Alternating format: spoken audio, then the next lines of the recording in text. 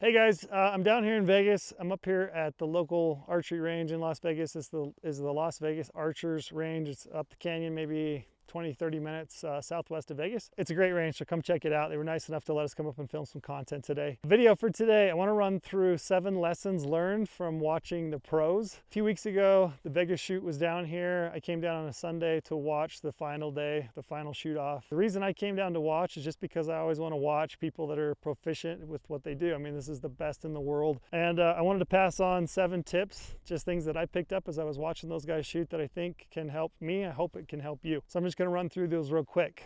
First and foremost, the thing that I noticed was stance. As I was watching those professional shooters shoot, I was looking at their feet and looking to see how they started in their shot process. And the first thing that those guys set up is their feet. Everything in your archery shot starts from your base, which is going to be your feet. Typically, I've always heard that your feet should be about shoulder width apart. And as I think about that, I think a lot of new archers, they think, oh, their feet need to be out here, width of their outside of their shoulders.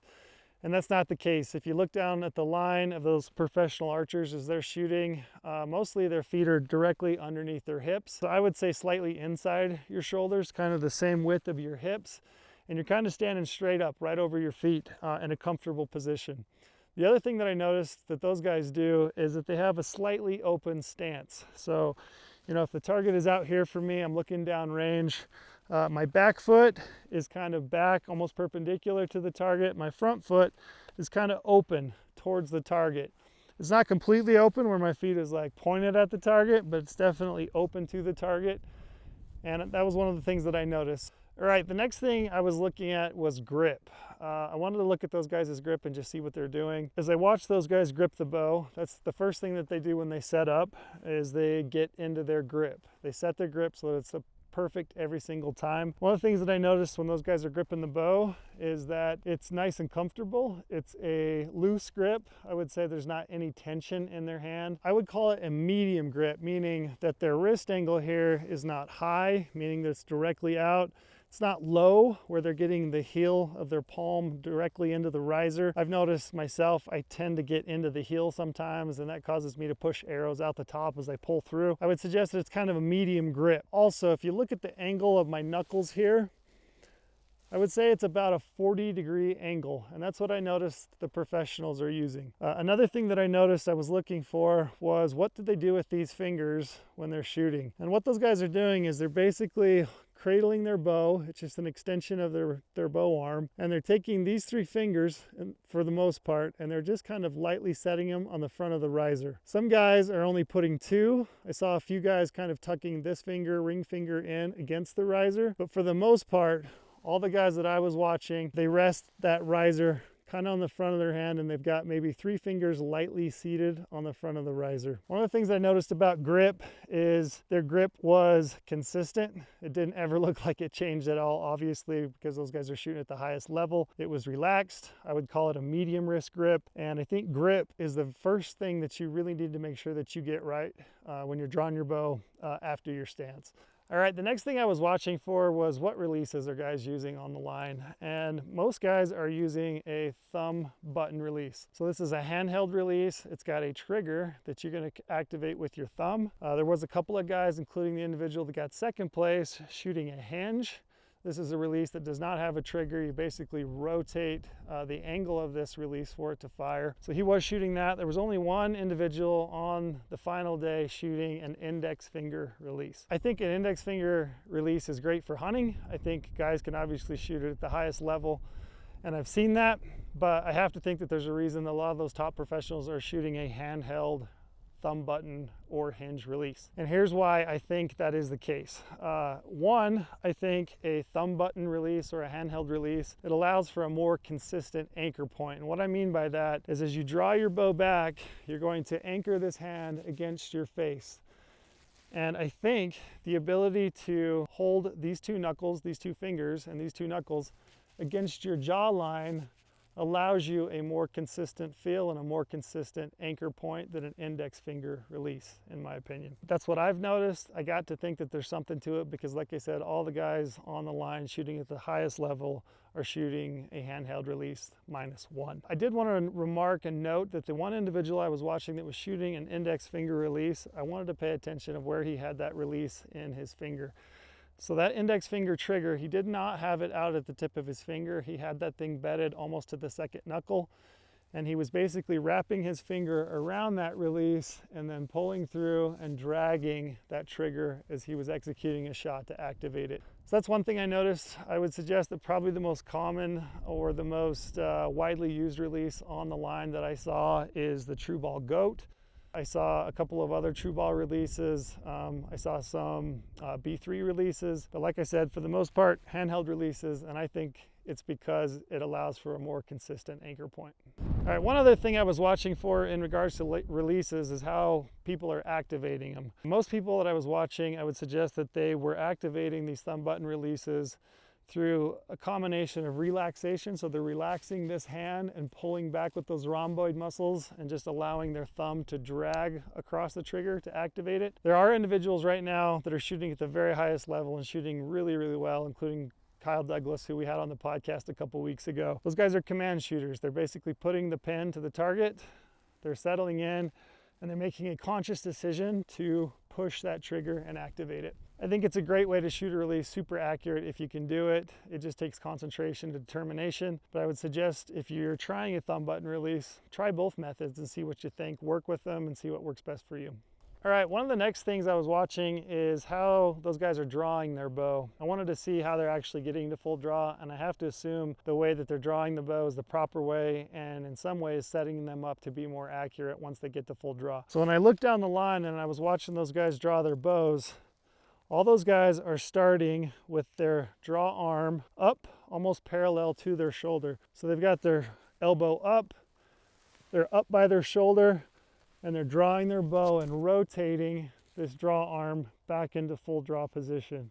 And the reason I think they're doing that is because I think it sets you up in a more proper form to execute a shot sooner. I also think it helps you load up your shoulder blade muscles. So that's my opinion. That's what I noticed on the line. Definitely a lesson to be learned there on how to draw your bow and set yourself up for a more accurate shot from the get-go. All right, the next thing I was looking for was alignment of the bow arm. I've been doing a little research, talking to people. I know some people, when they shoot their bow, it almost looks like they've got that bow arm kind of slightly bent. I was always taught from, when I was probably 18, 19 and just getting into compound archery, that your bow arm should be straight. And the reason I was told that, and the reason that it makes sense to me, is that if your bow arm is straight, you've got bone-on-bone alignment, and you're able to be more stable because you're aligning that arm bone-on-bone versus allowing muscle to hold the bow at full draw, which muscle fatigues, you can get the shakes. So to me, in my mind, it would make sense that your bow arm should be straight. As I watch the pros shoot, their bow arms are straight. There might have been a couple individuals that it looks like maybe they've got a slight bend in that bow arm, but I would suggest to you, looking down the line that night, that almost every archer I saw, professional archer shooting for big money, had straight bow arm alignment. Now when I say that, I don't mean to say that their bow arms are locked out to the point where their elbow is almost hyperextended up. Their bow arm is straight, but it's relaxed, and it's kind of sitting low in this front shoulder pocket. So that's definitely one thing I noticed. It's something that I looked for because I did want to understand for myself better how I could be more stable. And I think your bow arm should be straight, not locked out, just comfortable. All right, the next thing I was watching for was anchor point, and also the way people anchored and the way that their release hand was angled at full draw. As I was watching those guys, I wanted to see what they're using for anchor point. I've traditionally understood that you should have 3 anchor points, meaning the feeling of these 2 knuckles splitting your jawline. If you're shooting index finger release, maybe tucking this knuckle underneath your ear. So that's one point. The second point being the tip of your nose to your string as you come to full draw, and then also the string to the corner of your mouth. As I was watching, I would say that is definitely the case, but I was looking for those little details that can hopefully make me better. One thing I was looking for, and one thing I noticed in the details of these individuals' anchor points, is that they were very light with their anchor points, especially the tip of the nose, the corner of the mouth. There's nobody, as I was looking down the line, that I could remember that was really getting buried into their string, meaning the corner of their mouth, or really putting that string in deep on their nose. And I think that's because they're trying to avoid any kind of oscillation or pressure with your bowstring as it goes forward and fires. Anchor point was pretty consistent among all the top shooters, with that knuckle being split with the draw line. One thing I was also looking for is I wanted to pay attention to release hand angle. So as I've come to full draw, normally I would say that my traditional anchor point is it's a little bit flat. My hand's a little bit flat. And as I was playing with it at home the other day, I noticed that if I rotate this release hand up a little bit, I get more of an angle on it. It feels like it takes less tension out of my forearm, and it helps me load up that rhomboid muscle better, and it helps me pull and be more steady in my back wall. So I've definitely been playing around with release hand angle, kind of putting that angle up a little bit more, and also I'm trying to pay a lot more attention to being lighter with my anchor points in the tip of my nose and the corner of my mouth, so that I don't get any of those oscillation misses as my string goes forward. All right, and the last thing that I noticed, I was looking for individuals and what they do with their eyes. What are they focused on? Do they have one eye open? Do they have both eyes open? And as I look down the line, as those guys draw their bow, they're staring directly at their intended target point from the get-go. As they're drawing their bow, they're staring at their impact point. I also was looking to see if people had their eyes open, and I would suggest that a lot of the younger guys, maybe younger eyes, they're shooting with both eyes open. The reason I think that is the case is because I think it gives you better field of view. I think it gives you better context. You can see the target more clearly if you got both eyes open. So I saw definitely a lot of guys shooting with both eyes open. Unfortunately, I can't do that. My eyes, I'm farsighted and nearsighted. I'm cockeyed, I guess you'd say. So I can't really do that. I can't focus, so I have to close one eye. I did see some individuals closing one eye. I thought it was interesting. There weren't hardly any that were like narrowing that eye. Basically, they were closing that eye and aiming with their dominant eye.